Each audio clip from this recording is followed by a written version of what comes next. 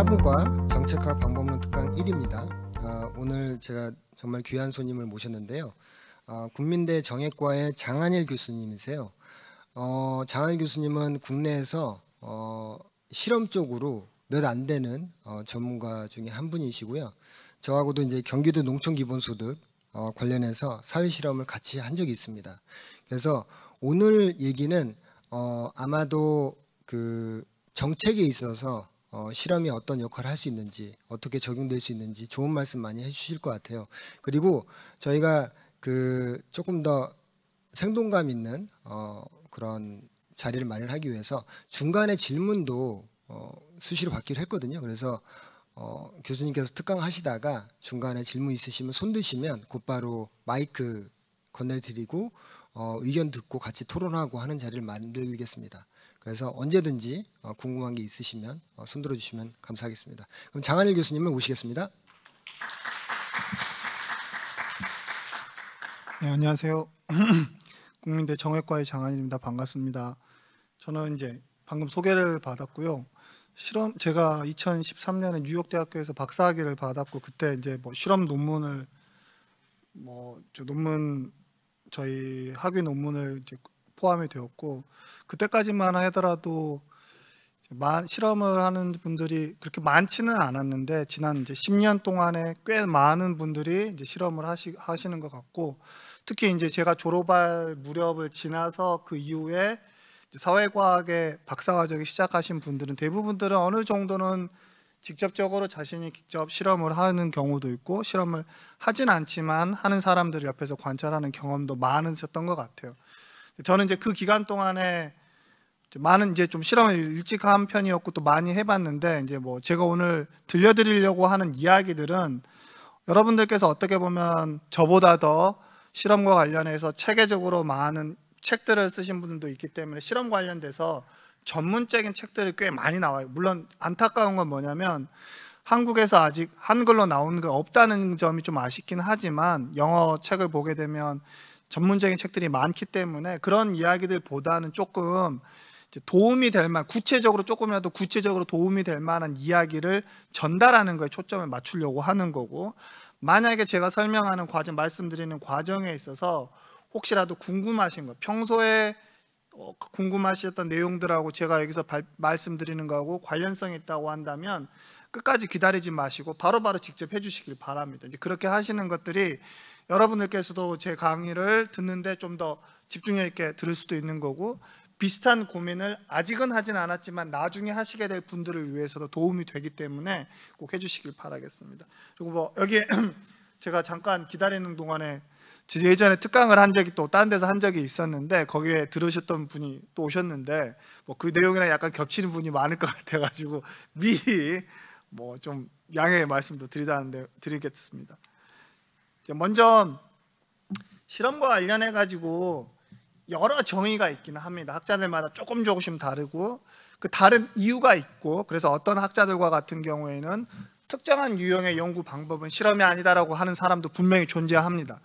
지난 10년 동안에 저는 이제 그런 것들을 많이 관찰해왔고, 또 어떤 좀 많은 부분에 있어서 그래서 실험이 무엇인지 정의하는 것도 필요한 부분이 있는데, 제가 여기에서 학자들을 나열하기보다는 제가 생각했었을 경우에 대부분의 학자들이 동의할 만한 부분을 출발해서 거기를 출발점으로 시작을 하자면, 실험이라고 하는 건 충분한 수의 관찰 대상을 서로 다른 실험 조건에 무작위로 할당하는 방법을 이제 그런 방법으로 하는 연구 방법인 거고, 그런 다음에 이 연구를 통해서 확인하려고 하는 건 무작위로 할당된 관찰 대상들이 할당된 조건 간에 연구자가 관심 있어 하는 아웃컴, 종속 변수라고 할 수 있는 거겠죠. 거기에서 어떤 차이점들이 있는지를 확인하는 연구라고 생각하시면 될 겁니다. 이 정의가 굉장히 중요한데, 이따가 실험이 무엇인지에 대해서 제가 조금 구체적으로 소개하는 과정에서 이런 것들은 지금은 실험이라고 조금 부르지 않고 준실험이라거나 아니면 뭐 다른 형태로 이름을 부른다라는 설명하고도 관련되어 있을 것입니다. 여기에서 핵심은 왜 무작위 할당이 중요한지에 대한 이야기들을 제가 아주 간단히 하자면, 실험이 나오게 된 배경 중에 하나는 뭐냐면, 여러분들 이제 통계 같은 걸 하시는 분들이 많으실 건데 통계적 연구를 할 경우에 갖고 있는 약점이 일반적으로 두 가지가 있습니다. 하나는 뭐냐면 통계 결과는 일반적으로는 인과관계를 보여주지 못하고 상관관계를 보여주지 못한다는 거예요.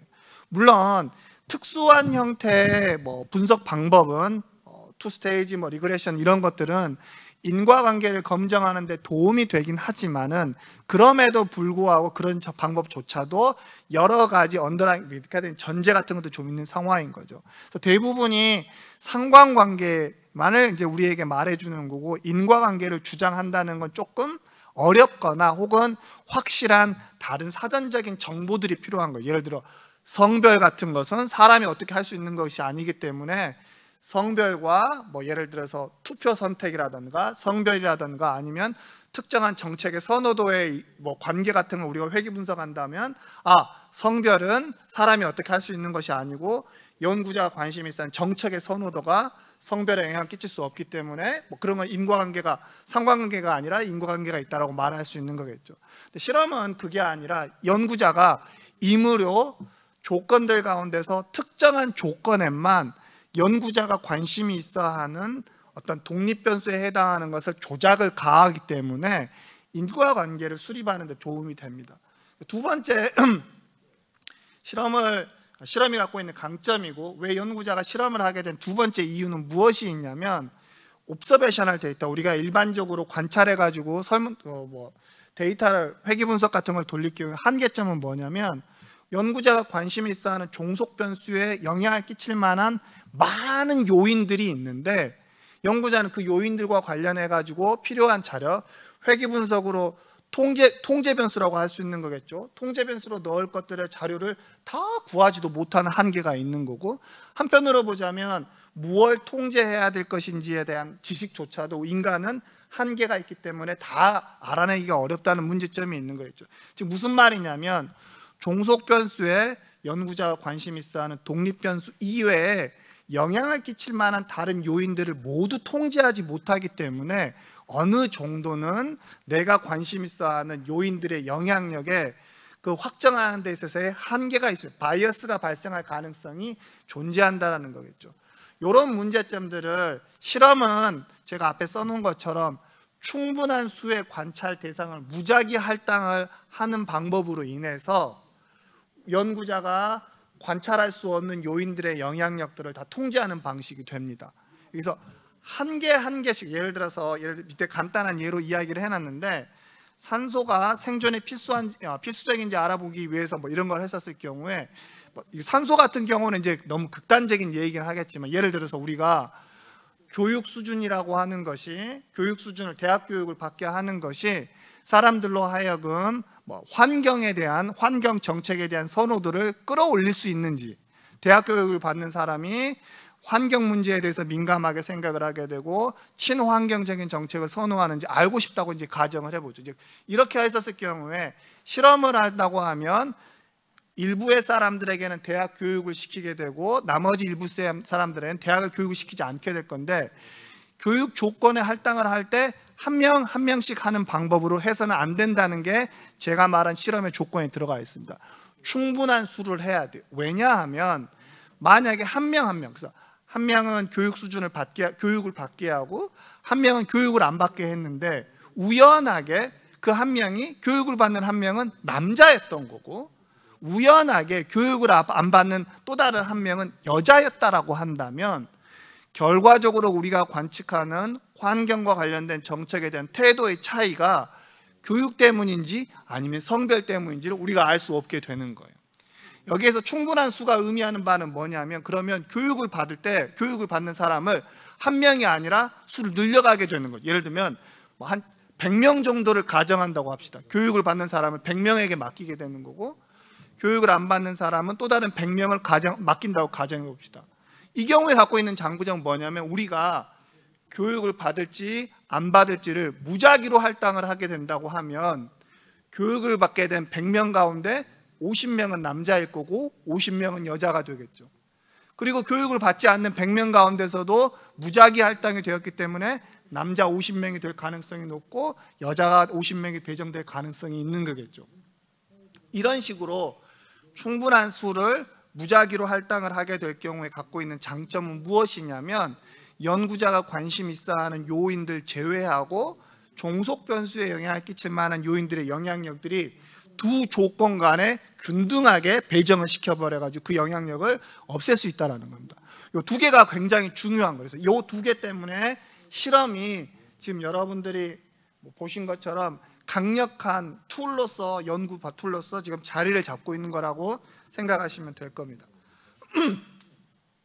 이 실험 방법은 아까 많은 정의 가운데서 속에서 사실 이 실험이라고 하는 건 사회과학의 연구 방법이라기보다는 제 스스로도 그렇지만 자연과학의 연구 방법으로서 우리에게는 익숙할 것입니다. 하지만 기본적으로 아이디어는 동일한 거겠죠. 다만 사회과학 안에서는 이 실험 방법이 적용이 잘 안 되었던 이유는 발전이 덜 되었던 여러 가지 이유들 가운데 하나는 뭐냐면 실험도 어느 정도는 통계적인 지식이 필요한 거고 통계의 발전이 되어 어느 정도 통계에 관련된 것들이 발전되어야지만이 실험이 갖고 있는 파워풀한 면들이 조금 체계적으로 정리가 되는데 될 수 있었던 것 같아요. 시간이 좀 걸렸던 것 같고 두 번째 이유는 제가 보기에는 제가 처음 연구를 할 무렵에 그러니까 2000년대 저는 이제 박사과정 2007년에 들어갔는데 그 무렵까지만 해도 어떤 게 있었냐면 사람을 대상으로 뭘 한다는 거에 대한 연구자들 사이에 좀 거부감이 있었어요. 이건 좀 이거 좀 비인륜적인 것 같은데 저 사람에게 뭐 이렇게 주고 이렇게 하는 거 좀 실험실에 있는 생쥐같이 대우하는 것 같은데 이런 거부감이 좀 있었던 것 같아요. 그래서 그런 것들도 어느 정도는 영향을 끼쳤던 것 같은데 지금은 이제 뭐 우리가 연구하는 방법에 있어서의 충분하게 윤리적인 것들을 지켜나간다고 한다면 문제는 없는 것 같다라는 합의가 있었기 때문에 또 실험이 이제 퍼지게 된 거고요.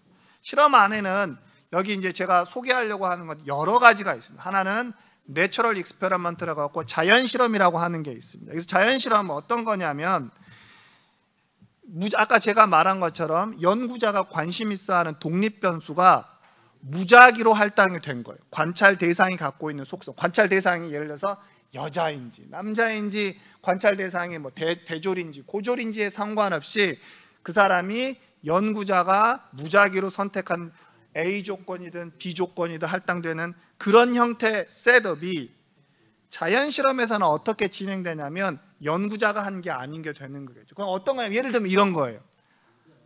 자식을 낳았는데 남자인지 딸인지 아들인지 딸인지가 일종의 자연 실험이에요. 유명한 실험 중에 하나가 뭐가 있었냐면 미국에서 자식의 정치인들의 국회의원들이 자식이 딸인지 아들인지에 따라서 그 사람이 국회에서 내는 법안들이 친여성적인지 아닌지에 대한 연구가 있었던 거예요. 이런 형태가 바로 자연 실험이라는 겁니다. 그러니까 내가 실험 조건에서 그러니까 뭐냐면 자식을 남자 조건에 놓고 아들 조건에 놓고 딸 조건에 넣어야 되는데 그건 우리 연구자가 어떻게 할 수 있는 게 아니에요. 무작위로 무언가 외부 연구자가 통제할 수 있는 없는 힘에 의해서 만들어졌던 게 이제 그런 상황을 이용한 게 자연 실험이 되는 거겠죠. 그 다음에 쿼시 내처럴 익스페리먼트라고 해가지고 준 실험이라고 하는 게 있습니다. 이 준 실험은 지금 초창기 제가 알기로는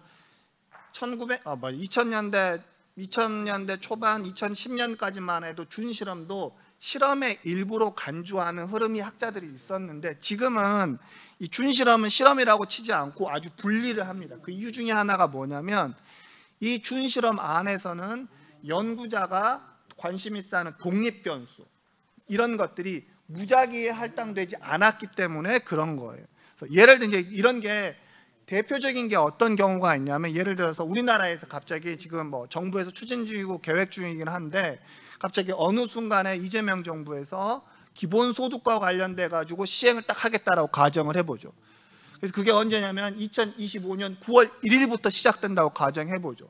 이럴 경우에 이건 한국에 있는 모든 사람들이 기본소득을 9월 1일 시점을 지나고 나게 되면 내가 기본소득을 받는 사람이 될지 안 받는 사람 기본소득을 받는 조건에 할당될지 안 받는 조건에 할당되지가 무작위로 결정되는 게 아니라 한국에 있는 모든 사람들은 다 기본소득을 일괄적으로 받게 되는 거겠죠. 이와 같이 이건 그러니까 예를 들어서 한국에 있는 사람들 뭐 6천만 명 가운데 3천만 명한테는 9월 1일부터 기본소득을 주겠습니다. 그 나머지 3천만 명은 기본소득을 받지 않게 되겠습니다. 누가 받을지는 저희가 정부에서 주사위 던지기로 결정하겠습니다. 이러면 이게 뭐 어떻게 되냐면 이런 건 이제 자연 실험이 될 수 있는 형태가 되는 거겠죠. 근데 연구자가 내가 어떻게 하는 게 아니니까. 그렇지만 일반적으로 정책들은 그렇게 진행되지 않고 9월 1일부터 시작된다고 하면 연구자는 어떻게 하냐면 기본소득이라고 하는 것이 사람들의 행복이라든가 노동 의지에 끼치는 영향에 연구 관심이 있다라고 한다면 어떻게 하냐면 9월 1일 이전까지, 그래서 8월 말쯤하고 막 시행된 9월 초 사이에서 사람들의 행복도를 비교를 하는 거죠. 그래서 통제 조건이 어디가 되냐면 8월 31일에 해당하는 그 시점까지의 사람들의 동일한 사람, 장안일이 8월 31일까지의 행복도하고 장안일이 시행된 직후인 9월 1일 때 행복도를 비교하는 형태가 되는 거겠죠.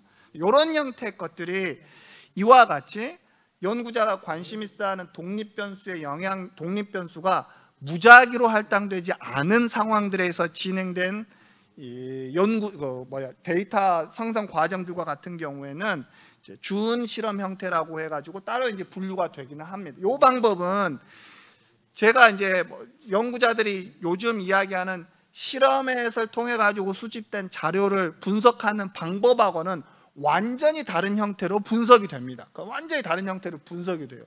실험 형태는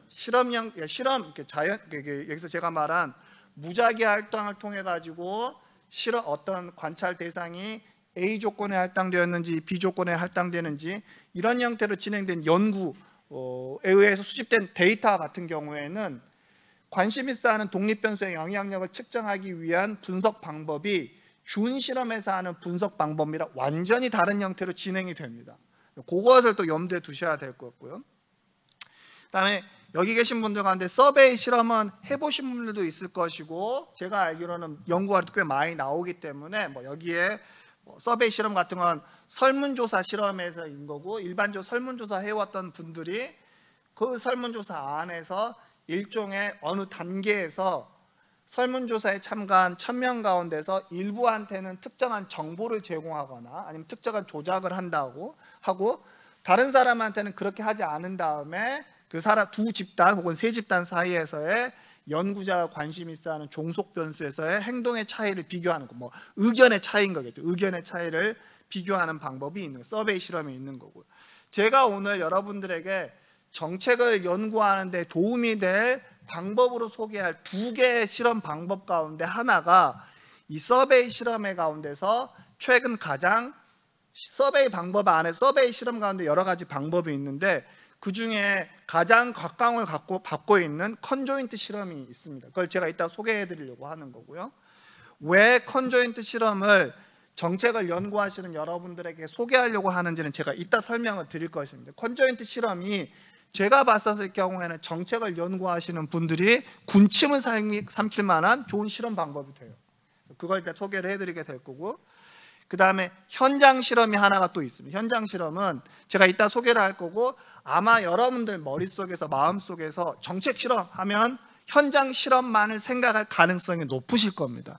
근데 이건 그래서 이따 이야기를 하겠지만 이것만이 정책을 연구하기 위한 툴은 아닌 거고 다만 정책에 관련된 실험들이 현장 실험의 형태로 많이 연구된 이유들 또 일이 좀 이따 얘는 좀 더 설명을 해드릴 것입니다. 그리고 랩 실험이라고 해가지고 대학생들을 컴퓨터실에 가둬둔 다음에 가둬둔 건 아니지만 모아둔 다음에 그 컴퓨터실 안에서 컴퓨터를 이용해서 연구자가 프로그램을 만들어 놓고 그 프로그램을 이용을 해서 그들의 행동 컴퓨터실에서 컴퓨터를 이용해서 키보드를 이용해서 선택을 하게 만드는 겁니다. 그 선택을 관찰하는 실험인 거고 이 랩 실험과 같은 경우는 이제 경제학이나 정치학에서 많이 활용되는 방법이기도 하고요. 근데 이건 저는 개인적으로 정책 실험으로서 여러분들은 특별히 관심이 없을 거라고 생각해서 오늘 소개는 제가 안 할 것입니다. 왜냐하면 이 랩 실험과 같은 경우에는 대학생들 강의실에서 여러분들이 만나게 되는 대학생들을 대상으로 하는 건데 여러분들이 이야기하는 정책이 교육 정책이거나 아니면 대학생들을 대상하는 정책이 아니라고 한다면 굳이 대학생들만을 특화해서 일반적으로 진행되는 이 연구 방법은 꼭 도움이 되지 않겠죠. 그래서 이 방법은 이제 제가 오늘 소개는 하지 않을 거고, 제가 두 번째로 여러분들에게 소개하려고 하는 방법이 뭐냐면 레빈드 필드 익스페리먼트라고 하는 게 있습니다. 이건 어떤 거냐면 현장 실험하고 랩 실험의 중간 단계라고 생각하시면 될 거예요. 현장 실험이 갖고 있는 약점 중에 하나라고 해야 될까? 그 중에 하나가 뭐가 있냐면 언제나 그런 건 아닙니다. 일반적으로 돈이 많이 들어갑니다. 제가 오늘 이제 다음에 보여드릴 거 얘가 있는데 돈이 굉장히 많이 들어가요. 서베이 실험 가운데서 제가 오늘 소개해드리려고 하는 방법인 컨조인트 익스페리먼트 같은 경우는 서베이를 사용하기 때문에, 예를 들자면 1000명에 대해서 서베이를 하는데 1000만 원 정도 연구비가 필요한다. 그대로 하시면 됩니다. 그래서 비용상에 있어서의 추가적인 부담은 발생하지 않아요. 레빈드 필드 익스페리먼트, 그러니까 현장 내 실험실 실험과 같은 경우에는 서베이 실험보다 돈이 많이 들어갑니다. 그 이유는 뭐냐면 이 레빈드 필드 익스페리먼트 같은 경우에는 보면 아시겠지만 랩 실험인데 필드 현장에 와 있어요. 이건 이유는 뭐냐면 대학생들을 대상으로 연구를 하는 대신에 어떻게 되냐면 일반 시민들을 대상으로 실험을 진행을 하는 거고, 그러다 보니까 일반 시민들이 실험에 참가할 수 있도록 하기 위해서 일반적으로 꼭 대학에서 진행한다기보다는 대학이 없는 곳에서 진행되기도 하고, 아니면 대학 외부에서 시민들이 오기 편한 장소에서 사람들을 리크루트 해가지고 실험을 진행하기도 합니다. 그러다 보니까 대학생들과 같은 경우에는 제가 알기로는 지금 2만 원만 주면 아이들이 하려고 열심히 신청을 합니다. 2만 원만 주면. 근데 지금 이제 제가 어느 실험 외부에다가 현재 이런 곳에 실험을 할 수 있는 곳을 만들어 놓은 다음에 시민들한테 오시라고 하면서 2시간 정도 참여해 주십시오 부탁을 하는데 2만 원 드리고 오십시오 하면 누가 올까요? 안 올 겁니다. 오는데 그분들 교통비랑 이런 거 생각을 하면 아마 2시간 정도만 하면 무조건 5만 원에서 6만 원이 최소치라고 생각하시면 될 겁니다. 그러다 보니까 연구자가 설문조사 같은 경우는 1000명을 하는데 1000만 원이면 되는데, 이것 같은 경우에는 500명만 한다고 하더라도 6만 원이니까 벌써 3천만 원으로 점프하기 시작합니다. 그 위에 추가적인 비용이 들어가기 시작을 하다 보니까 레빈드 필드 익스페리먼트 같은 경우에는 서베이 실험보다는 조금 더 돈이 많이 들어가요.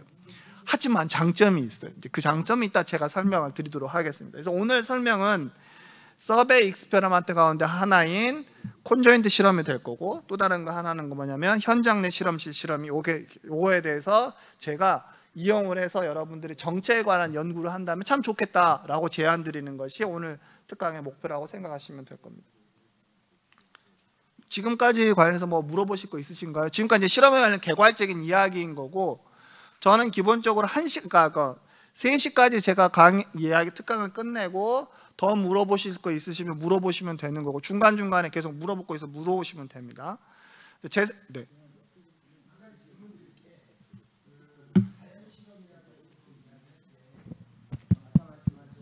무작위적인 저도 궁금한 거 있으면 즉각 여쭤보겠습니다. 자연실험은 그러니까 용어의 이슈가 있을 수 있는데요. 자연실험이라고 얘기했을 때 무작위적으로, 예를 들어서 내가 쌍둥이를 낳느냐 아니냐, 지금은 이제 무작위가 아니지만 예전에는 그 무작위일 수 있잖아요.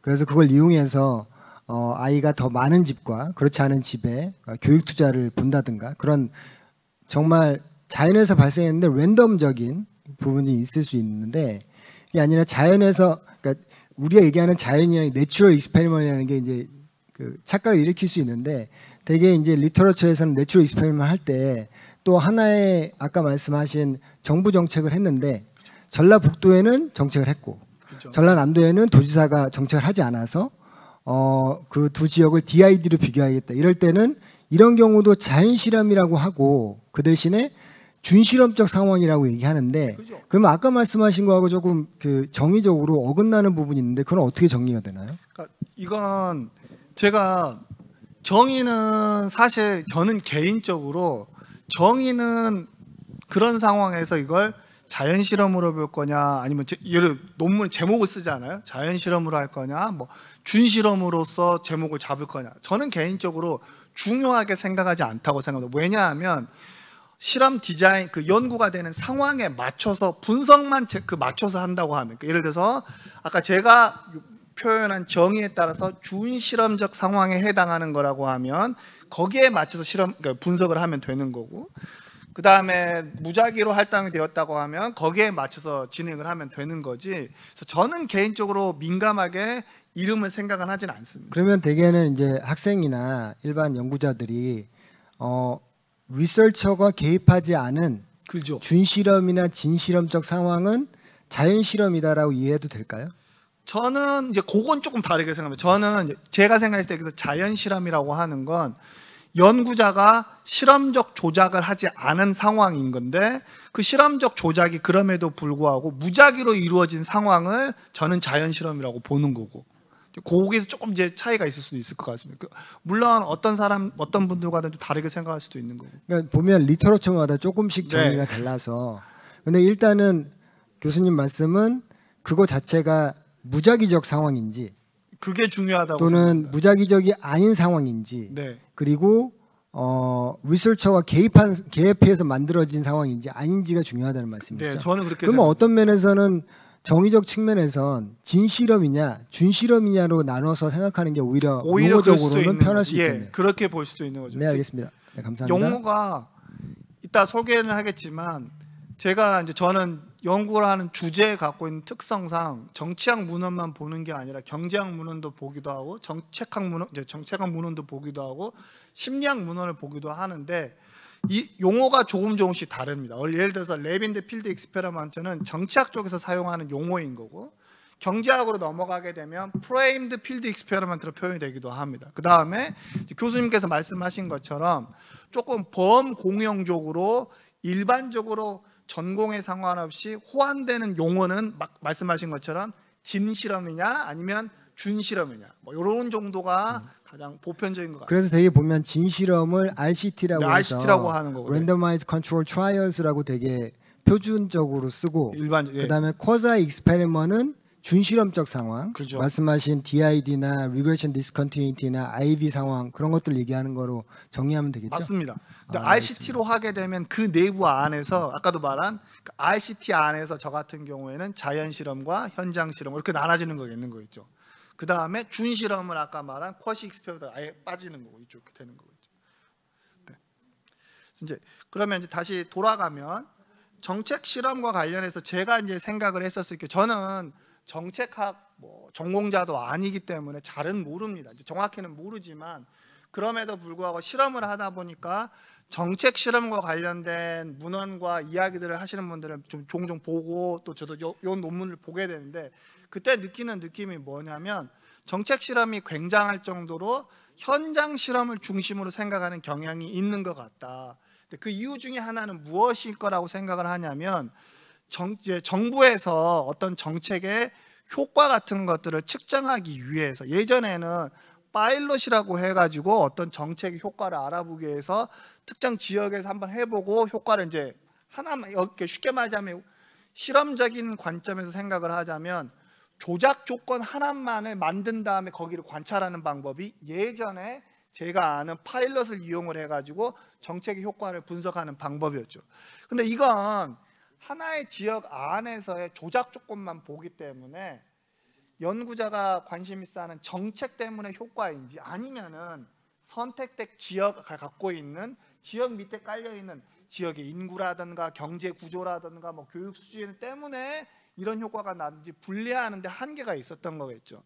그러다 보니까 정부에서 새로운 아이디어를 가지고 정책 효과를 실험하는 과정에 있어서 이제 연구하시는 사회과학자분들을 이제 데리고 와가지고 실험을 하게 되었는데, 그 과정에서 현장 실험이 많이 사용되었기 때문에 자연스럽게 그냥 정책 실험하면 현장 실험이 여러분 우리들 머릿속에서 어느 정도는 등가적으로 생각하는 경향이 있었던 것 같아요. 근데 한편으로 그런데 제가 루즈하게 생각을 했었을 경우에 정책 실험이라고 하는 것을, 제가 전문가가 아니기 때문에 뭐 어떻게 정의할 수는 없겠지만, 저는 연구자의 관점에서 보자면 정책을 연구하는데 실험이라고 하는 방법, 정책의 수용도라든가 시민들이 갖고 있는 정책의 태도라든가 아니면 정책의 효과를 알아본다고 했었을 경우에 여러 가지 제가 소개해드린 방법과 같이 여러 가지 실험 방법이 있다면 각각의 실험들을 필요에 맞춰서 잘 사용한다고 한다면 그 모든 것들이 정책 실험이라고 볼 수도 있는 거고, 그런 관점에서 제가 이제 두 가지를 아까 말씀드린 것처럼 이제 소개를 하려고 합니다.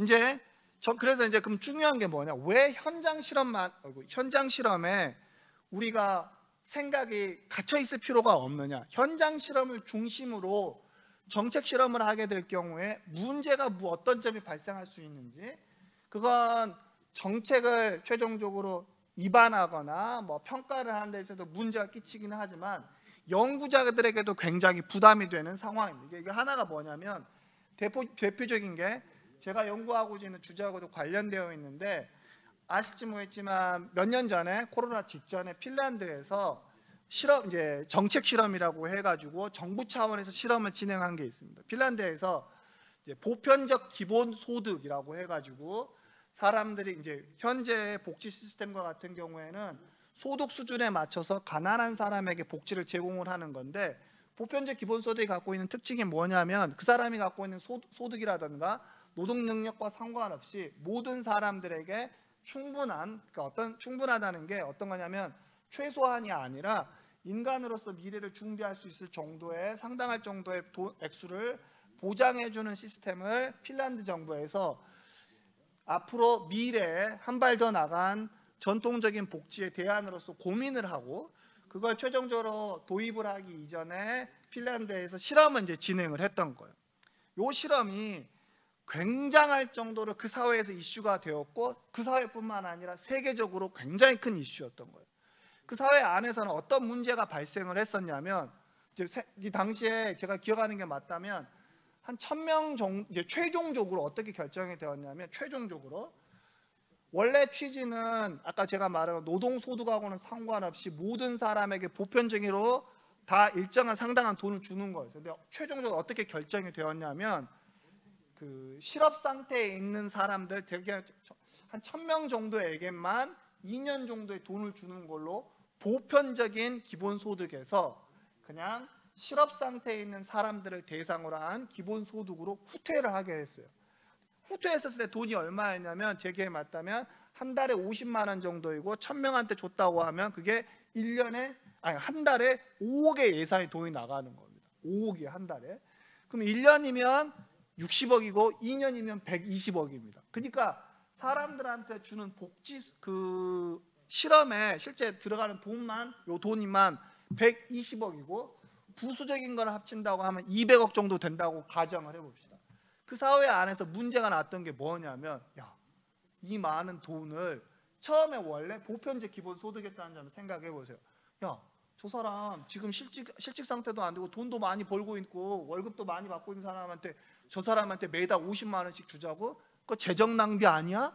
라는 엄청나게 내부적 복지에 대해서 우호적인 나라 내부에서도 굉장히 논쟁이 되었어요. 그런 논쟁들을 이 실험에 핀란드 사람들이 몰랐던 게 아니라 뉴스라든가 신문 매체에 연일 보도가 되기 시작을 했었어요. 그래서 논의 과정에서 결국 중앙정부에서 어떻게 결정했었냐면, 좋았어, 그러면 실업 상태에 있는 사람들에게만 검증을 해보겠다고 해가지고 애초에는 유니버설 보편적 기본소득의 효과를 알아보겠다는 정책이 어떻게 됐냐면, 이번에는 그냥 베이직 인컴의 효과, 가난한 사람들을 대상으로 한. 이게 사실은 어떤 거냐면, 전통적인 복지에서도 실업 상태에 있는 사람들, 실업급여의 액수를 지금에 주는 것보다, 핀란드에서 평상시에 주는 것보다 더 많이 주는 거, 액수의 차이밖에 안 되는 형식의 정책 실험으로 후퇴한 현상이 발생을 했어요. 이건 정책을 연구하는 사람들에게 굉장히 여러 가지를 알려준다고 생각하는데, 첫 번째 뭐냐면, 정책 실험을 한다는 건 굉장히 돈이 많이 들어가는 경우가 많게 되는 거예요. 연구자 한 명이 감당할 수 있는 돈이 아닌 거예요. 중앙정부에서 돈을 따와야 되는 경우가 많은데, 그 돈을 따와가지고 정책에 대한 실험을 할 경우에 연구자가 생각하는 아이디어란 정책 효과를 측정하기 위한 아이디어란 실험적 상황을 만들어내는 것은 불가능한 경우가 굉장히 많습니다. 이런 경우처럼 정치권과 여론, 사회에서 굉장히 많이 개입을 하거나 의견을 낼 경우에 실제 중앙정부라든가 연구자가 관심 있어하는 정책 효과를 측정하는 대신에 이상한 형태로 넘어갈 가능성이 발생을 하는 거죠. 그래서 이런 문제, 그뿐만 아니라 설사 이 원하는 대로 진행되었다고 하더라도 연구 결과에 대한 해석에 있어서 여러 가지 문제가 발생을 하는 거예요. 실업자 같은 경우에 행복도에 아무런 영향이 없었어요. 나는 아무런 행복을 느끼지 않았어요. 근데 어떻게 하겠어요? 내가 이 지금 받고 있는 이 정책을 살리고 싶으면 어떻게 말하면 될까요? 행복했다라고 거짓된 보고를 할 수 있는 거겠죠.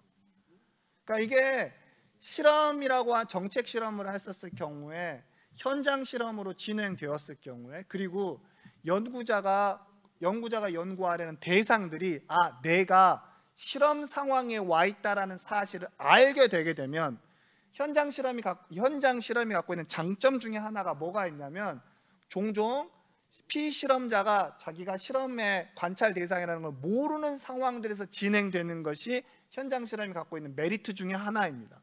근데 이런 것들이 깨질 수 있는 상황이 돼요. 사회적으로 굉장히 많이 홍보가 되거나 사회적으로 관심이 많았을 경우에는 뭐 여러 가지 이제 문제점들이 있다 보니까 우리가 이제 저는 제안드리는 게 우리가 현장 실험만에 국한하지 말고 다른 방법을 한번 생각을 해보자라는 것이 이제 아까도 돌아가자면 다른 방법을 이용해서 정책에 대해서 연구하면 좋지 않을까. 제가 이제 소개드리려고 하는 방법은 뭐냐면 현장 내 실험 두 가지 방법 중에 하나입니다. 현장 내 실험실 실험이라고 하는 것이 있어요. 이 실험은 일반적으로 아까도 제가 말한 큰 틀에서 현장 실험하고 그 다음에 실험실 실험의 중간 단계라고 생각을 하시면 될 겁니다. 중간 단계예요. 그러니까 대학생들을 대상으로 컴퓨터실에서 하던 것들을 대학생이 아니라 일반 시민들을 대상으로 연구하기 위해서 실험이 진행되는 장소를 대학 컴퓨터실이 아니라 일반 시민들이 접근할 수 있는 공간으로 이동시켜서 진행이 되는 거겠죠. 요건데 뭐 여기에서 제가 이제 여러 가지 것들을 갖고 있는 이 장점이 연구자의 관점에서 요것이 갖고 있는 장점은 크게 두 가지로 말씀드릴 수 있는데 하나는 뭐냐면 밑에 제가 여기구나 그냥 해봤습니다. 여기 밑에 두 가지 장점이 하나 있습니다. 여기에서 뭐냐면 랩 실험 같은 경우에 우리가 어떤 문제점이 발생하냐면 연구자들이 관심 있어하는 정책의 효과는 우리가 일반 시민들에 대해서 알고 싶은데 대학생들을 대상으로 진행을 하다 보니까 그 대학생들을 통해 가지고 확인된 어떤 A라는 정책의 효과가 일반 시민들에게도 효과가 있을 것인지의 질문에 대해서 불확실하게 결과 남아있을 수밖에 없는 거겠죠. 그러니까 외적 타당성이라고 하는 한계를 극복하는 데 도움이 돼요. 일반 시민들을 대상으로 해서 직접 관찰 가능하기 때문에. 그 다음에 이건 요 장점은 어떤 거에 비교해서 나타온 장점이냐면 랩 실험하고 비교했을 때 장점인 거겠죠. 두 번째 장점이 뭐가 있냐면 내적 타당성을 수립하기에 현장 실험보다 유리합니다.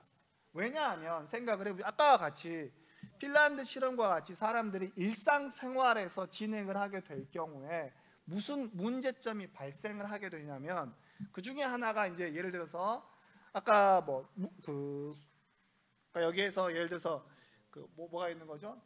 내적 타당성이 자기가 어떤 정보에 대해서 자기가 수당을 정부로부터 기본소득에 해당하는 수당을 이제 받았어요. 근데 이 수당을 받아가지고 자기가 이제 어떻게 사람들에게 이제 이 돈을 자기가 이제 쓸 때 이용을 해가지고 미래를 투자한다거나 아니면 만족감을 끌어올리는 여러 가지 과정들이 있을 수 있는데 사실은 그것의 영향력이 연구자가 이론적으로 생각했던 경로로 영향을 끼치는 것이 아니라 현장이다 보니까 연구자가 미처 생각하지 못하는 경로로 그 돈이 쓰여가지고 행복에 영향을 끼칠 수가 있는 거예요. 어떤 거냐? 제가 이제 극단적인 경우를 예를 들자면 우리가 이렇게 생각해 볼 수 있는 거죠. 사람들이 기본소득을 할 때 이유가 뭐였냐면 그 돈을 이용을 해서 평소에 받는 복지수당보다는 돈을 더 많이 줬었을 경우에 그 돈을 이용을 해서 미래에 투자하는 거고 미래에 투자하는 과정에서 자신의 자존감도 올라가는 거고 사람들과의 네트워킹도 하는 거고 행복감이 올라갈 수도 있는 거다. 그런 과정에서 행복감이 올라갈 것이다 라고 이야기를 했었어요. 그런데 현장 실험이 갖고 있는 약점이 뭐냐면 관찰 대상들을 통제할 수가 없어요. 그건 무슨 말이냐면 준 돈 50만 원, 60만 원을 실제로 그런 형태로 썼는지 아니면 다른 경로를 썼는지 완전히 확인하는 게 불가능한 경우가 있을 수 있어요. 음의 경로로 이 돈을 써가지고 행복도를 끌어올릴 수도 있는 거겠죠. 이와 같이 현장 실험은 연구자가 생각하는 경로와 아닌 다른 경로로 연구자가 실험적인 조작을 했던 것들의 효과가 발현될 수 있기 때문에 내적 타당성의 문제가 발생할 수가 있어요. 근데 현장 내 실험실과 같은 경우에는 장점이 뭐냐면 사람들을 일단 연구자가 세팅해둔 실험실로 다 모아두기 때문에 그들에게서 직접적으로 관찰하고 그들이 내가 연구자가 관찰할 수 없는 방향으로 튀어서 다른 방법으로 행동하는 걸 막을 수 있다는 장점이 있는 거예요. 그래서 관찰하려고 한다면 많은 정보를 다 그 자리에서 수집할 수 있다는 장점이 있기 때문에 내적 타당성을 수집하기에 유리합니다. 이제 이건 여기는 간단한 건데 이제 말씀하십시오.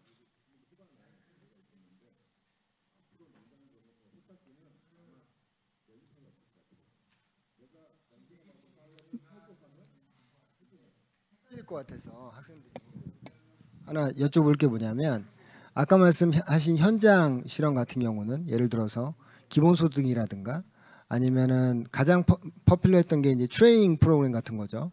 근데 그런 것들은 장기적으로 관찰해야 되는 경우 많잖아요. 3개월에서 6개월, 1년. 근데 아까 말씀하신 전에 이제 현장 내 실험실 실험 같은 경우는 장기적 관찰이나 이런 것들이 제한되는 경우가 있잖아요.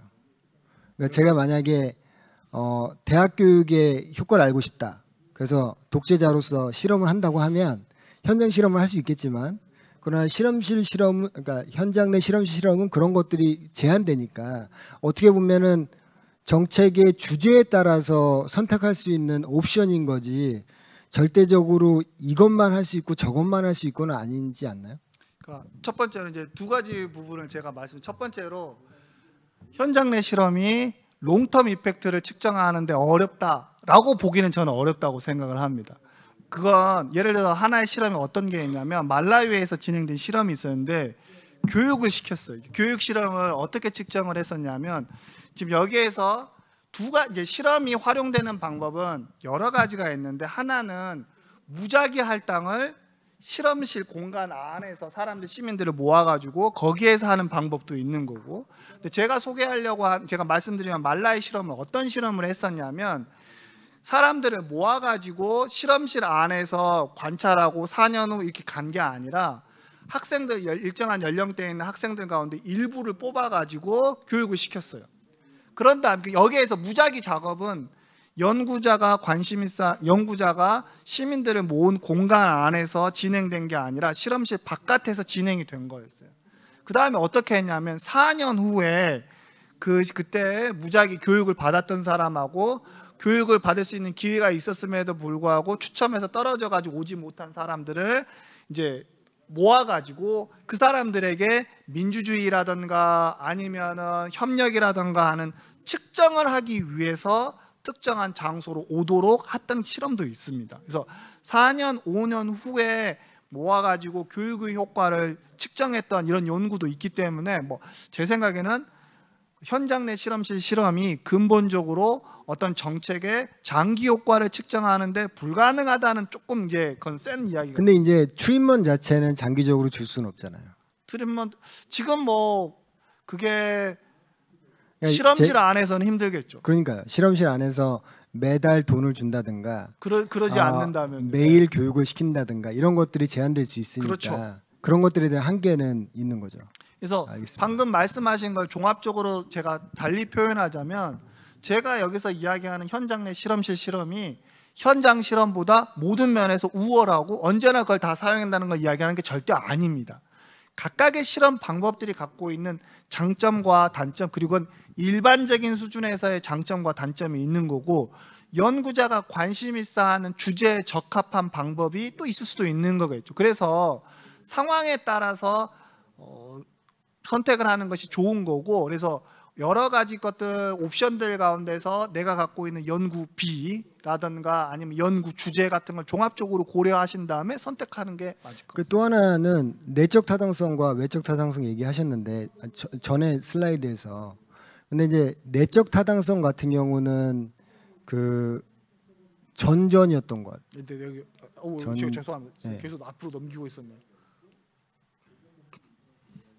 네. 그러니까 내적 타당성 같은 경우는 실험 자체가 잘 되면 준실험이나 이런 실험 자체가 잘 되면 솔직히는 굉장히 뭐 쉬운 건 아니지만 그죠? 그 도달하기에 그래도 용이한 면이 있는데 외적 타당성은 그 정의에 따라서 굉장히 한계가 있지 않나. 왜냐하면 여기 같은 경우도 말씀하신 것처럼 실험실에 일반 대중들을 모았다고 하지만 그게 과연 서울에서 한 거면 서울 사람, 그렇죠. 부산에서 하면 부산 사람, 네. 또 이제 그 시기에 따라서 그렇죠. 낮에 있었으니까 직장 다니지 않는 사람, 뭐 저녁에 있으면 뭐 한 사람 이렇게 제한될 수가 있으니까 있습니다. 그런 부분도 정확한 말씀입니다. 그러니까 실험실에서 예를 들어서 설사 시민을 모든 형태로 현장 내 실험이 진행된다고 하더라도 거기에서 말씀하신 것처럼 실험실 장소가 서울에서 진행된다고 했을 경우에 부산이라든가 아니면 제주도에 있는 분을 모실 수가 없는 한계가 있는 거겠죠. 그리고 시간대 자체가 사람들을 많이 모일 수 있는 시간을 선택을 하다 보면 그 시간대에는 접근하기 어려운 사람도 배제된다는 점에서 한계가 있을 것입니다. 그래서 그런 방법들 때문에 어떤 사람들과 같은 경우 이 현장 내 실험실 실험을 특정한 장소에서만 하는 게 아니라 예를 들어서 우리나라 한국에서 한다고 하면 뭐 서울하고 뭐 대구나 광주, 제주 이렇게 좀 해서 다른 지역을 선택해서 하기도 하는 거고 시간대를 아예 다르게 해가지고 하는 방법도 활용하기도 합니다. 그래서 네. 중요한 지점입니다. 왜냐하면 제가 말씀드리는 것들이 너무나 뭐라고 해야 할까요? 결정적으로 해석이 될 필요는 없어요. 제가 이건 말씀드리는 건 상황에 따라서 이런 방법들이 갖고 있는 상대적 장점이 이렇게 될 수 있다는 걸 보여주는 거라고 생각하시면 될 겁니다. 다른 질문 있으신 분 있나요? 없으신가요? 아이고 죄송합니다. 근데 이게 약점 이 실험과 아니는 제가 이따 조금 구체적으로 어떤 건지 제가 소개를 해드릴 겁니다. 대학생들을 대상으로 할 때보다 아까 제가 말씀드린 것처럼 돈이 굉장히 많이 들어갑니다. 시민 한 명을 했었을 경우에 기본적으로 최소 6만 원 정도를 이제 여러분들 생각을 하셔야 되는 거고 그러다 보니까 내가 연구비가 1,000만 원밖에 없다라고 하면 사실 200명도 모집을 할 수가 없게 되는 상황이 발생을 합니다.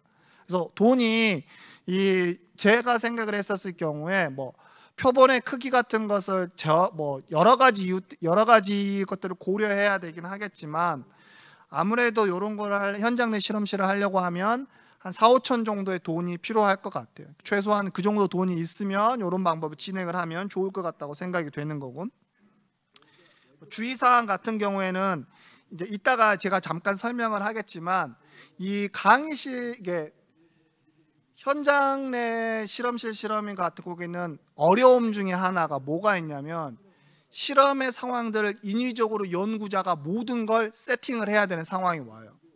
모든 걸 이따가 제가 구체적으로 제가 연구했던 거 하나 예를 들면서 소개를 해드리겠습니다. 복지에 관련 연구들을 제가 어떤 식으로 현장 내 실험을 방법을 이용해서 했는지를 이제 보여드리게 될 건데 이 현장 내 실험실 실험이 갖고 있는 어려움이 뭐냐? 현장 실험에서 우리가 정부가 추진하려고 하는 정책 그거 하나 이게 딱 너무나 명확하기 때문에 그 정책 그대로 하면은 이제 끝나는 건데 현장 내 실험실 실험과 같은 경우에는 달라요. 어떻게든 내가 만든 강의실, 내가 구성한 이 실험실 안에서의 연구자가 관심 있어 하는 정책적 요소들을 구현해내는 작업이 필요해요. 그래서 그 작업이 조금 힘들 수가 있습니다. 그 이야기는 구체적인 이야기 좀 이따 해드릴 거고요. 지금도 이제 시작이 되는 건데 구체적으로 이제 제가 이건 내일 여기 정책학회에서도 발표하려고 하는 논문인데 제가 최근에 어떤 실험을 했었냐면 현장 내 방법을 이용을 해가지고 보편적 기본소득에 관련된 실험을 했습니다. 이게 저의 공저자는 이제 고려대학교 행정학과에 계시는 구교준 교수님이 계신 거고, 구교준 교수님께서 이제 저와 함께 연구를 진행했던 논문입니다. 진행했던 연구 결과인 겁니다. 이게 어떤 거냐면 2023년에 수도권 시민들, 그래서 아까 연구 결과를 보자면 지금 정혜일 교수님께서 말씀하신 것처럼 이것도 표본 자체가 서울 안에 수도권에서 왔기 때문에 한국 사람 전부에게 적용된다라고 말하기에는 한계가 있어요.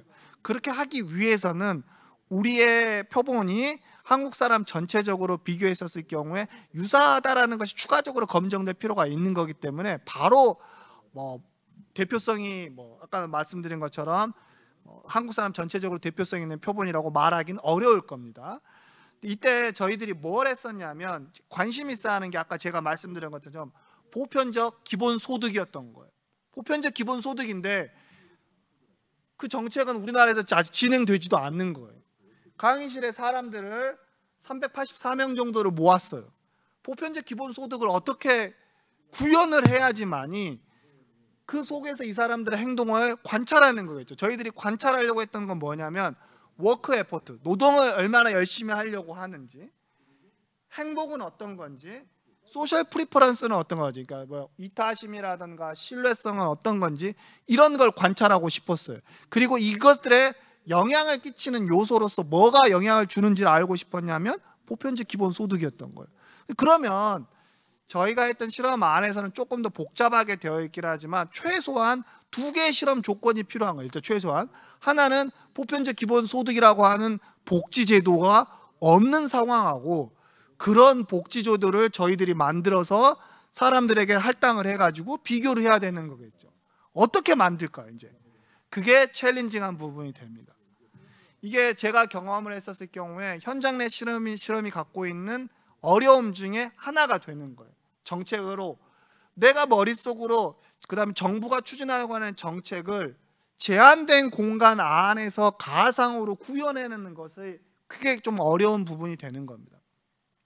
근데 밑에 있는 건 뭐냐면 제가 이제 다음 장에 조금 더 간단히 설명을 하겠지만 밑에 있는 예를 들어서 어떻게 했냐면 노동 의지 같은 걸 측정을 해야 되는 거예요. 그럼 저희가 어떤 식으로 실험을 진행을 했었냐면 밑에 나온 게 뭐냐면 실험 참가자들에게 종이 이거 논문입니다. 논문을 따와가지고 논문에서 발췌해가지고 보여줬어요. 그런 다음에 어떻게 했었냐면 아래 지문에 하라는 글자를 찾아서 형광색 펜으로 그 글자 위에 덧칠하세요라고 했어요. 그래서 이건 저희들이 한 이유는 뭐냐면 일반적으로 그래서 지금부터가 중요한 겁니다. 연구자가 생각하는 어떤 개념을 추상적인 학술적인 개념, 추상적인 거잖아요. 그것들을 구체화시키기 위해서 여러 가지 단계들을 선택을 해야 되는 거고 그 과정 안에서 종종 어느 정도의 현실이 갖고 있는 특징들은 조금씩 사라지기도 해요. 저희가 여기에서 주안을 가졌던 건 노동이라고 하는 요소는 두 가지가 있어요. 하나는 반복성, 그래서 약간의 지루함이 존재하는 거고 두 번째, 노동이라고 하는 것이 그 노동이 갖고 있는 어떤 그 생산성이라고 해야 될까요? 생산성은 사람마다 다르다는 거예요. 근데 그 사람마다 다를 때 영향을 끼치는 요인이 뭐냐면 교육 수준이라는 거예요. 그래서 저희가 여기에서 반영하려고 해서는 두 가지 요소는 뭐냐면 반복적이고 교육 수준이 높은 사람일수록 생산 능력, 퍼포먼스라고 하는 것이 올라갈 수 있을 정도의 일을 선택을 해가지고 사람들에게 시킨 거예요. 그런 다음에 그 일에 대해서 얼마나 이 사람이 열심히 하는지를 그리고 얼마나 지루하고 복잡하고 하기 싫은데도 계속 하는지를 측정하는 방법으로 워크 에포트를 측정을 했던 겁니다. 저희들이요. 그러니까 이게 제가 말씀드린 중요한 건 개념, 우리가 학술적인 개념을 구체화, 강의실이라든가 실험실 안에서 구현하기 위해서는 현실에서 핵심적인 요소들을 제외하고 어느 정도는 추상적으로 남을 수밖에 없지만 그래도 연구자가 관심 있어 하는 요소들을 담은 상태에서 구현내는 작업이 중요한 거겠죠. 그래서 요것들을 이제 했던 거고 요걸 이용을 해서 워크 에포트를 측정을 했고 그럼 실험 조건을 그럼 어떻게 만드느냐? 사실은 저희들은 실험 조건을 4개를 만들었어요. 하나는 여기 컨트롤 조건이라고 하는 게 있고 위에 보시게 되면 뭐가 있냐면 유니버설리티 조건이 있고 세 번째가 뭐냐면 유니버설리티 베이직니스가 있는 거고 Universality, Basic Needs, Progressive Tax라고 하는 게 마지막 컬럼에 이렇게 있는 겁니다. 이렇게 쪼갠 이유는 뭐냐면 저희들의 생각했을 때 유니버설 보편적 기본소득이라고 하는 건 그런 복지제도는 세 가지 요소를 갖고 있어요. 하나는 보편성, 모든 사람이 복지수당을 받는 거죠. 복지수당을 받는 거고, 두 번째로는 기본성이라고 하는 요소가 있습니다. 기본성은 어떤 거냐? 아까도 말씀드린 것처럼 상당할 정도의 노동에서의 그 보편적 복지 혜택이라고 하는 것이 최소한이 아니라 이 사람의 미래를 준비할 수 있을 정도로, 심지어는 제가 봤을 때 정의상 어떻게 나오냐면 노동시장에서 자신의 노동력을 팔지 않아도 최소한의 생계가 유지가 될 수 있을 정도, 그러면서 동시에 미래를 준비할 수 있을 정도가 이 보편적 기본소득에 주창하시는 분들이 생각하는 기본적 액수의 수준인 거죠. 세 번째 요소가 뭐냐? 재정적으로 엄청난 돈이 들어가기 때문에 이걸 감당하기 위해서는 프로그레시브 텍스, 조금 더 진보적인 소득세도가 필요한 거겠죠. 요 세 가지를 이용을 해가지고 저희들이 도입을 한 겁니다. 그럼 어떻게 진행을 했었냐? 참가자들 아까 380 몇 명 가운데서 그들을 6명씩으로 쪼갰어요. 6명을 마치 하나의 국가처럼 커뮤니티, 경제 단위를 만든 거예요. 6명을 만들고 옆에 위에 보시면 알겠지만 A, B, C가 있어요. 여기서 A, B, C가 의미하는 건 뭐냐면 바로 앞 슬라이드에서의 노동 요거에 평가를 해가지고 사람들의 퍼포먼스를 만든 겁니다. A 등급은 뭐냐? 많이 찾은 사람, 6명 가운데서 가장 많이 찾은 2사람이 A 등급이 되는 거예요. 그 다음 2사람이 B 등급이 되는 거고 가장 못한 사람이 C 등급이 되는 거예요.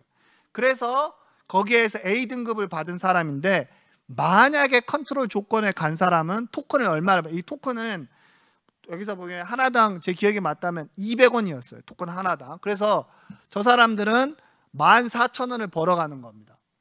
가상의 어떤 노동시장에서 지금 일을 하고 있는 거예요. A 등급에 해당하는 사람은 14,000원을 돈을 벌어가는 거예요. 실제로 이거 준 겁니다.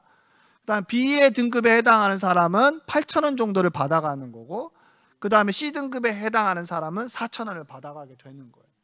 아시겠죠? 요걸 왜 그러면 70, 40, 10을 선택했느냐? 여러 가지 이유가 있어요. 저렇게 했었을 경우에 밑에 저렇게 했었을 경우에 진입값이 대략 0.3 정도에 오게 됩니다. 0.3을 선택했던 이유는 여러 가지 이유가 있는데 그 중에 선택했던 이유는 뭐냐면 한국의 그 진입값이 저 0.3에 근접해 있습니다. 지금 대체적으로. 그 다음에 저기서 70하고 10은 또 뭐과 관련되어 있냐? 우리나라 소득의 분포를 봤었을 경우에 최상의 3분의 1의 최상의 거고, 그 다음에 3분의 1, 가장 3분의 1에 해당하는 사람들하고의 소득의 격차가 7, 8배 정도 됩니다. 그러니까 이런 것들을 고려해가지고 저 토큰을 결정을 한 거예요.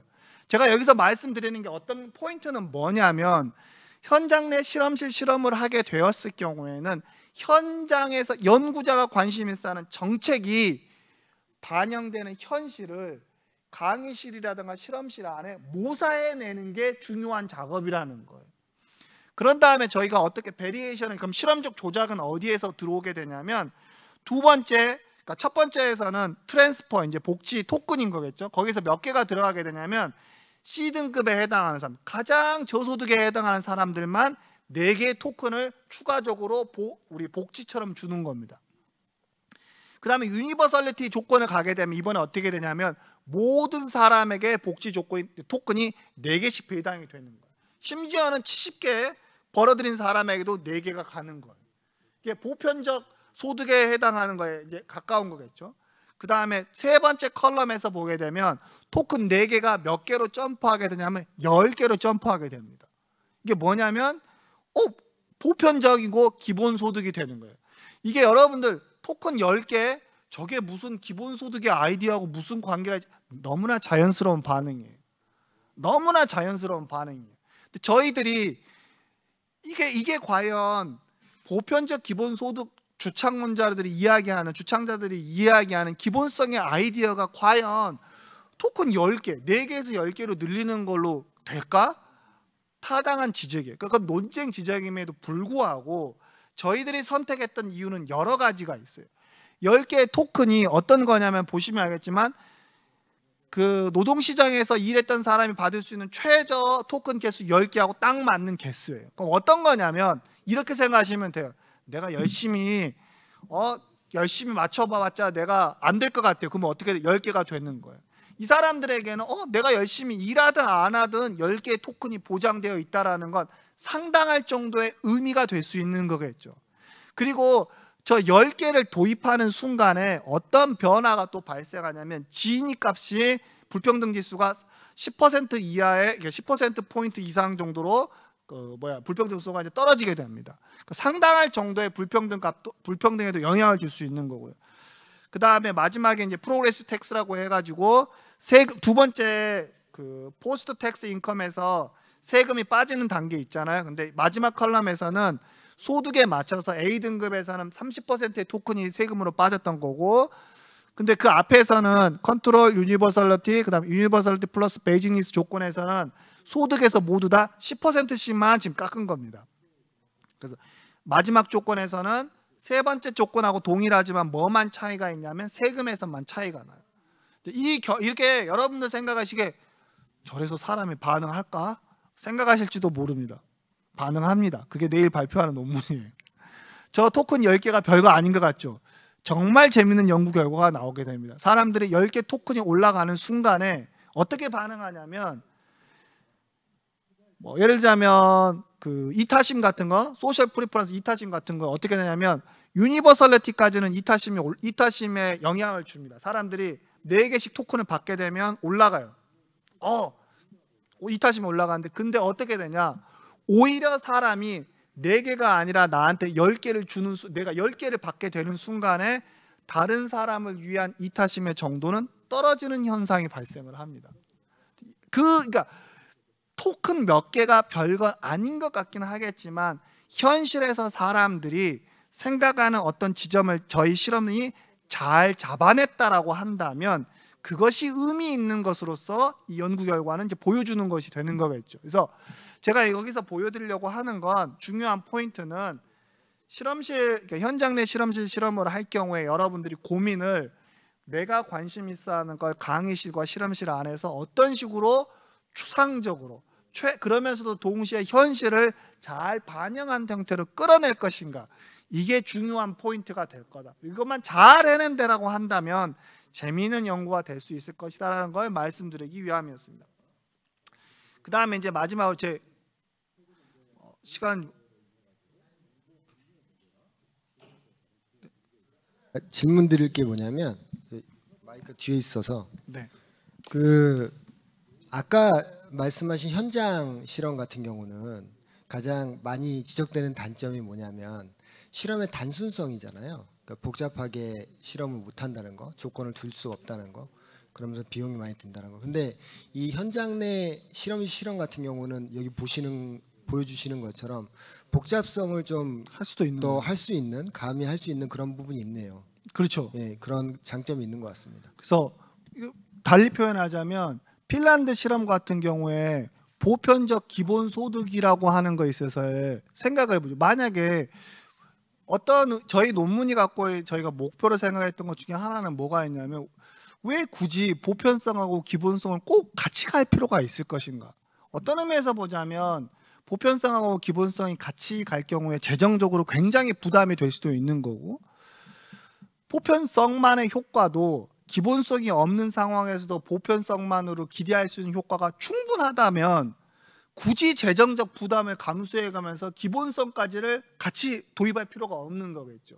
근데 이런 인사이트를 발견하는데 현장 실험은 어렵습니다. 왜냐하면 그렇게 하기 위해서는 핀란드에서 어떻게 해야 되냐면 유니버설리티 조건도 하나를 만든 다음에 그 다음에 기본성과 관련된 조건도 하나를 만들어야 되는 거예요. 실험 조건이 늘어나면 늘어날수록 현장 실험에서는 비용이 많이 들어가게 되는 거고, 스피로버 이펙트라든가 여러 가지 요인 때문에 측정한 데 내적 타당성 문제도 발생을 하게 됩니다. 정확히 지적해 주셔서 감사한데, 정확하게 그런 이유로 현장 내 실험실 실험을 했을 경우에 현장 실험에서 하지 못하는 다양한 디멘션이라고 쪼개가지고 관찰할 수 있는 가능성들이 생기게 되기 때문에 현장 실험을 통해 가지고 정책에 대해서 인사이트를 제공할 수 있는 것과는 조금 다른 결도 가능하겠죠.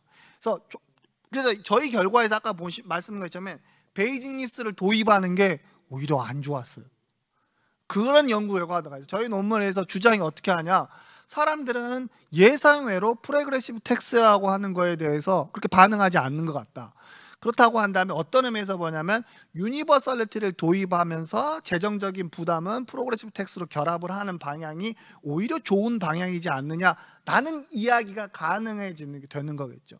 이런 인사이트는 핀란드에서 진행했던 그런 현장 실험 조금 어려운 부분이 존재하는 거고요. 그래서 선택의 장단점이 있어요. 여러 가지 방법이.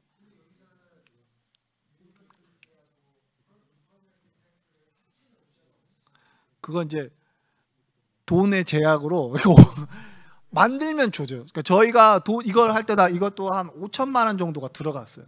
384명을 할 때 그때도 이제 여러 가지 돈이 들어서 한 5천만 원 정도가 들어가는 거고, 그래서 저희도 사실은 그 고민을 했었어요. 그런 식의 조건을 만들면 좋겠는데 이 세팅이 가장 살려야 되는 기본 세팅이었기 때문에 이걸로 간 거겠죠.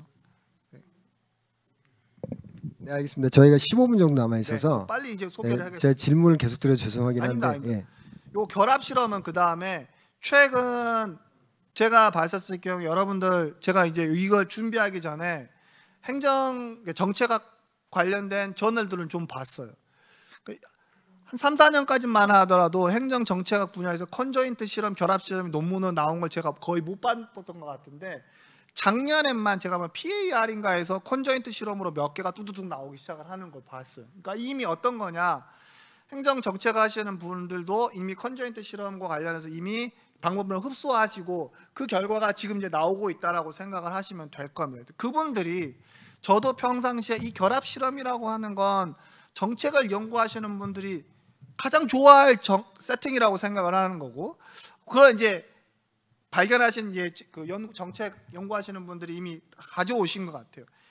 이게 결합 실험이 왜 중요하냐면, 이게 베이직 아이디어를 제가 간단히 말씀드리면, 일반적인 설문 실험에서 예를 들어서 정치학 같은 경우에 예를 들자면 이런 거예요.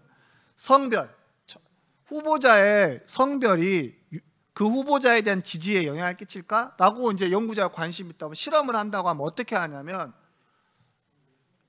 어떻게 진행이 되냐면 예를 들어서 대학교 졸업, 대학 대졸, 변호사, 그 다음에 서울 출신 다 동일해요. 두 명의 후보자가 다 동일한데 어느 지점에서만 차이가 나냐면 후보자가 여자일 때하고 남자일 때를 이렇게 보여주는 거죠. 그래서 어떤 사람한테는 여자 프로파일을 보여준 다음에 이 사람을 너 찍고 싶어? 물어보는 거고, 그 다음에 다른 사람들한테는 남자 프로파일을 보여준 다음에 찍을 거냐? 이렇게 물어보는 거예요. 근데 여기에서 투표에서 여자일 경우에 찍을 거라고 말을 한 사람이 현실을 반영해서 제가 제 개인적인 이야기가 아니라 예를 들어 60%인 거고, 남자라고 한다면 투표할 가능성이 70%라고 결과가 나왔다고 가정해 보죠.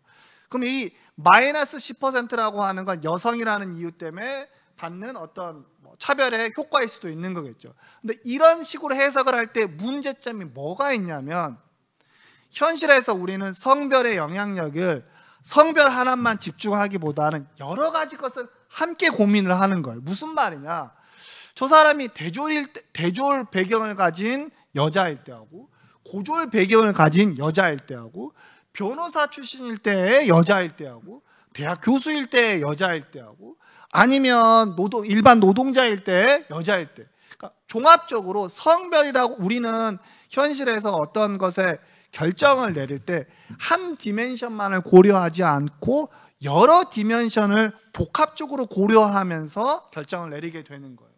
그러면 우리가 실험실에서 아까 제가 말했던 마이너스 10%의 효과는 어디에서 발생했냐면, 특정한 연구자가 임으로 결정한 특정한 세팅에서만 관찰되는 여성의 효과라는 거겠죠.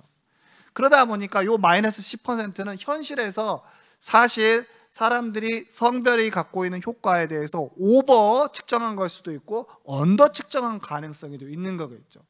그러면 이 문제를 해결하기 위해서 어떻게 해야 되냐면, 여성의 효과를 측정하기 위해서 우리가 어떻게 하냐면 그 여성의 직업을 교육자일 때 경우도 하고, 대학 교수일 때도 하고, 뭐 아니면 변호사 배경일 때도 하는 거고, 서울 출신일 때도 해보는 거고, 그 다음에 국민의힘 뭐 국회의원일 수도 있는, 정치인일 수도 있는 거고, 더불어민주당 정치인일 경우도 해보는 거고, 여러 가지 것들을 종합적으로 고려해야 되는데, 일반적인 실험으로 할 경우에 문제점은 뭐냐면 다양한 디멘션을 고려하기에 너무 이제 실험이 복잡해지고 돈이 많이 들어가기 시작합니다.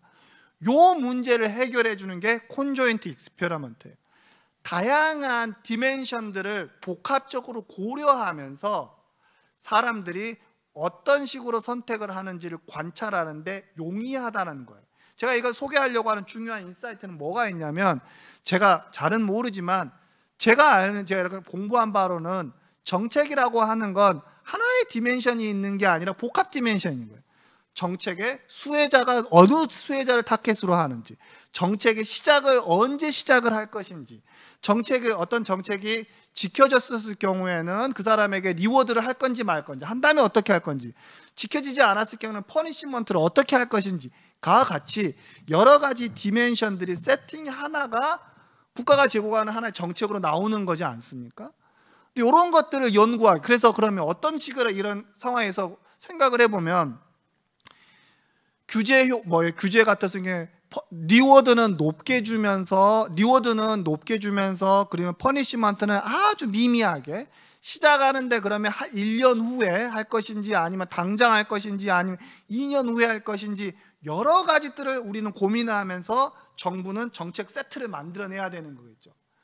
이런 상황일 때 과연 어떤 조합이 사람들이 가장 좋아하는 혹은 수능도가 높은 정책일 것인가, 이런 질문을 하시는 분이라고 한다면, 그런 연구 질문을 하고자 하는 분이라면 컨조인트 실험이 좋은 세팅이 되는 거예요. 예를 들어서 여기 뒤에 보시면 제가 이야기해 놓은 거고, 시간 이제 10분밖에 안 남았기 때문에 좀 더 구체적으로 말하자면, 이 콘조인트 실험은 헤이밀러라고 하는 사람이 아이디어, 원래 처음 이 사람이 내놓는 게 아니라, 이제 제가 찾아봤더니 어디냐면 광고 홍보, 상품 홍보하는 쪽에서 처음에 요 아이디어가 있었어요. 다만 요 아이디어는 그러니까 이미 헤이밀러가 정식 좀 체계적으로 만들기 이전에 몇십 년 전부터 광고 쪽에서 연구가 되었는데, 약했던 이유는 뭐냐면 그쪽에서 통계적으로 이 방법과 관련된 체계적인 정리를 하지 못하고 있는 상황이었어요. 근데 헤이밀러가 이제 그걸 작업을 해내면서 실험으로서의 방법론적인 체계를 갖춘 사람이 이 사람이라고 생각하시면 될 겁니다. 그래서 이 논문은 지금도 많이 인용이 되고 있고, 이 사람은 이때 이 방법을 이용해 가지고 사이언스 논문도 내기도 했습니다. 별거 아닌데 이민자 정책에 관련된 연구를 한 거예요. 어떤 질문이었다면, 보시면 알 것처럼 미국 사람들은 어떤 이민자들을 받아들이는 걸 원할까? 이게 이 사람의 연구 질문이었어요.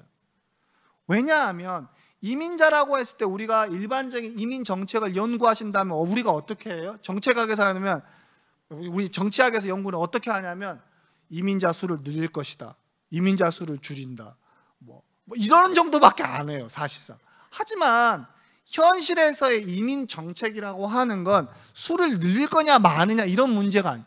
어느 국가 출신에게는 줄 거냐 말 거냐, 미국에 방문한 경험이나 영어를 할 수 있느냐 없느냐, 와가지고 어떤 직업을 가질 것이냐 말 거냐가 종합적으로 이 사람을 이민자로 받아줄 거냐 말 거냐에 결정이 되는 거잖아요. 그러니까 국가의 이민 정책은 다 이런 요소들이 있는 거고, 그래서 이 사람이 했던 게 뭐냐면, 미국 사람들은 그러면 어떤 이민 정책을 선호할 것이냐를 연구해 보기 위해서 이민자와 관련된 여러 가지 디멘션들을 짰어요.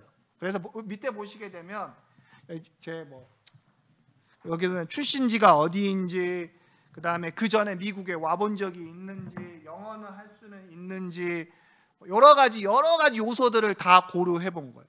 그래가지고 이제 중요한 게, 이제 그럼 실험에서 어떻게 진행이 되냐면, 이게 왜 어떻게 진행이 되냐면, 여기 이쪽을 보시면 됩니다. 여기 밑에 여기가 뭐가 있는, 이쪽에 써져 있는 게 속성이 있어요. 그러니까 디멘션이라고 생각하시면 되는 거고, 옆에 있는 건 뭐냐면 디멘션 내에서의 베리에이션이라고 생각하시면 될 겁니다. 그래서 요쪽 줄에 있는 건 예를 들어서 출신지 그러면 옆에 있는 건 그 출신지의 종류를 이 사람들이 미리 여러 가지 생각해냈어요. 뭐 이란 출신, 멕시코 출신, 뭐 일본 출신, 프랑스 출신 여러 가지를 생각을 해놓은 거예요. 그런 다음에 어떻게 되냐면 요 전체 안에서 이걸 자기들이 미리 연구자가 세팅을 만들어 놓는 거예요. 미국에 들어오는 사람들은 어떤 식이냐면 요 프로파일들의 조합으로 만들어진 사람을 생각을 하는 거예요. 그런 다음에 이제 그림으로 보자면 저 왼쪽 편에 보게 되면 뭐 어떤 거냐면 실제 설문조사에 참가했던 사람에게 보여주는 프로파일입니다. 그러니까 저 그러니까 두 명의 이민자를 보여주는 거예요. 이 두 명의 이민자 가운데서 너 누구를 받아들였으면 좋겠어? 라고 물어보는 거예요. 근데 그 이민자를 구성하는 속성들이 옆에 나오는 저기에서 무작위로 뽑혀가지고 지금 들어가 있는 겁니다. 근데 이거 그러면 어떻게 했냐면 한 사람한테 2명만 물어본 게 아니었어요. 이 사람이 어떻게 했냐면 한 사람한테 10번을 물어봤어요. 10번을 물어본다는 건 뭐냐면 2명씩을 무작위로 조합이 만들어진 2명의 이민자를 만들어내고 10번을 보여주는 거예요. 그럼 어떻게 되냐? 사람은 2개 가운데서 프로파일 전체를 보면서 선택을 하게 되는 거예요. 각 순간에 선택을 하게 되는 거죠. 이런 식으로 해가지고 어떻게 했냐면 제가 기억이 정확히 안 나는데 몇천 명의 참가자들을 대상으로 10번씩 하게 되니까 몇만 개의 관측을 한 거예요. 그런 다음에 요걸 하게 되면 그런 다음에 이 사람이 옆에 이제 그림과 이거 제가 논문을 직접 보시면 좋을 거예요. 그림을. 그래서 결과가 어떻게 나오냐면 여기에서 비교를 하는 형태가 됩니다. 이게 가운데 보게 되면 이렇게 Y축으로 쭉 나와 있는 게 있는데 이게 뭐냐면 0이라고 하는 효과가 0이라고 생각을 하는 거고 0에서 벗어나 있는 건 뭐냐면 그 속성이 이 사람들에게 태도에 영향을 준다입니다. 그래서 0을 중심으로 오른쪽으로 넘어 있는 건 뭐냐면 이 속성을 갖고 있으면 그 사람이 선택될 가능성이 올라간다가 되는 거고 0을 중심으로 왼쪽에 가 있으면 그 속성을 가진 사람이 떨어진다라가 되는 거겠죠. 그래서 이제 이런 이야기를 했던 거예요. 이 연구 방법과 같은 경우에는 여러분들이 이 논문을 직접 보시면서 뭘 해야 되냐면 분석을 하는 방법이 데이터를 분석하는 방법이 조금 독특합니다. 그래서 그 데이터 분석 방법 관련해 가지고 논문이라든가 관련된 거 잘 정리되어 있기 때문에 보시면 될 거예요. 이게 약점이 뭐냐면 이 연구는 약점이 뭐냐면 연구자가 어떤 실험적 조작을 사람들에게 직접 하는 것이 아니라 정책과 관련해서 디멘션 가운데서 사람들이 선호하는 디멘션이 무엇인지를 그러니까 선호하는 속성이 무엇인지를 알아내기에 적합한 연구예요. 그 무슨 말이냐? 누가 영어를 할 줄 아는 사람들을 선호하는가? 이런 질문들하고는 조금 그러니까 우리는 어떤 거냐면 연구자는 누가 이렇게 선호하냐, 누가 이런 정책적 선호를 갖고 있느냐, 이런 거에 왜 특정한 정책적 선호를 갖고 있느냐. 연구자들은 이런 질문도 갖고 있을 수 있는데 이런 질문들에 대해서 이 콘조인트 실험은 오직 제한적으로만 사용될 수가 있어요. 예를 들어 달리 표현하자면 예를 들어 보자면 저기도 보면 이민자가 남성일 경우에는 덜 선호가 되고 있잖아요. 이 자료 방법에서는 왜 남성이 덜 손해되는지를 확인할 방법이 없어요.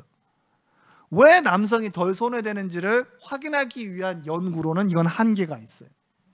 대신 그런 방법을 하기 위해서는 조금 더 다른 일반적인 설문조사를 해야 되긴 하겠지만 그럼에도 불구하고 이 실험과 같은 경우에는 일반적인 실험으로는 정책의 다양한 디멘션들 가운데서 사람들이 선호하고 수능도가 높을 만한 정책의 조합을 짜내는 것은 일반적인 설문조사 방법은 못하는데 이건 그게 가능한 거예요. 그래서 이걸 지금 제가 알기로는 많은 논문들이 환경 정책과 관련해서 사람들이 환경 정책을 어떤 식으로 조합을 하는 것이 가장 좋을 것인지 수능도가 높을 것인지 이런 연구도 굉장히 많이 진행되고 있습니다. 그래서 보시면 도움이 되길 바라겠습니다. 한 가지 추가적인 질문은 이런 실험 같은 경우에는 굉장히 개인의 피로도나 또는 아까 말씀하신 것처럼 그런 실험의 처음에 그런 디멘셔널을 얼마까지 줄 수 있느냐에 따라서 그 한계가 좀 생길 것 같긴 해요. 맞습니다. 그러니까 이건 제가 지금 이 슬라이드를 잘라두긴 했지만 관련된 연구가 이미 많이 되어 있습니다. 그러니까 아까 처음에 헤일밀러는 10번을 노출시킨다고 했었잖아요. 어떤 연구자들이 10번이면 코그니티브 버드, 그러니까 뭐랄까요, 인지적인 부담이 너무 크기 때문에 나중에 처음에는 사람들이 2명 선택을 할 때 프로파일 보면서 선택을 하지 6, 7번쯤 넘어가게 되면 막 찍는 거 아니야? 그러면 이거 타당성이 좀 약할 것 같은데, 그래서 이미 사람들이 연구를 해봤어요. 했더니 생각 외로 개수가 늘어난다고 해서 그 코그니티브 집중도가 떨어지는 건 없다. 뭐 이런 연구도 있습니다. 그러면 오히려 그 태스크에 대해서 트레이닝이 돼서 더 잘할 수도 있다는 그래서 말씀. 뭐그 트레이닝 때문인지 아닌지는 모르겠지만 우려하시는 부분들과 관련해서 이 콘조인트 실험과 관련해서 이미 많은 사람들이 다양한 그 뭐라고 할까요? 콘조인트 실험이 갖고 있는 타당성이라고 해야 될까요? 방법론적인 타당성을 검증을 해봤습니다. 그래서 디멘션 같은 경우도 멀티 디멘션을 고려하긴 하지만 10개, 20개를 우리가 고민하는 거 아니잖아. 한 서너 개 정도만 우리가 고민하면 다가 아니야? 또 다 해봤습니다. 그랬더니 뭐 5개 안팎으로 하면 충분하고 10개 넘어가지 않는 한 뭐 이런 식의, 제가 정확히 다 기억은 못하지만 그런 형태와 같이 이 하이뮬러의 콘조인트 실험이 갖고 있는 어떤 방법론적인 체크는 상당히 많이 되어 있는 상황입니다 지금. 그래서 저는 여러분들 그다음 이건 제가 발견한 행정학 논문이었습니다. 행정학 논문 보시면 요것도 한번 보시게 되면 정확히 요건 4개의 디멘션만을 선택한 거겠죠. 사람들이 너무 부담이 되지 않게 했던 것 같고, 각 디멘션 가운데 선택될 수 있는 속성은 한 2개에서 4개 정도만 선택을 해가지고 줬던 거고요. 요 실험도 제가 이게 PAR에 나왔던가? 아마 그랬던 논문인 것 같아요. 제가 정확히 기억이 나지 않는데, 그래서 꽤 많이 이 결합 실험이 행정정책학 쪽에서 연구가 사용되고 있다는 것을 말씀드리면서, 그 다음에 이건 한국에서 제가 알기로는 콘조인트 실험으로 이제 하나가 나와 있습니다. 이게 한계가 있기는 하지만 그래도 한글로서 빠르게 콘조인트 실험이 이런 거구나라는 걸 보고 싶으시다고 한다면 이 논문을 보시길 이제 권해드립니다. 오늘 제가 좀 생각으로 많이 설명드리는 가운데 좀 시간이 길어진 것 같은데 죄송하고요. 와주셔서 감사합니다. 뭐 물어보실 거 있으면 저 시간이 지나긴 했지만 네, 여기 나와서 직접 질문하셔도 될 것 같고요. 질문 있으신가요? 그러면 끝내고 교수님 계속 계실 테니까 박수 한 번 더 부탁드립니다. 네, 감사합니다.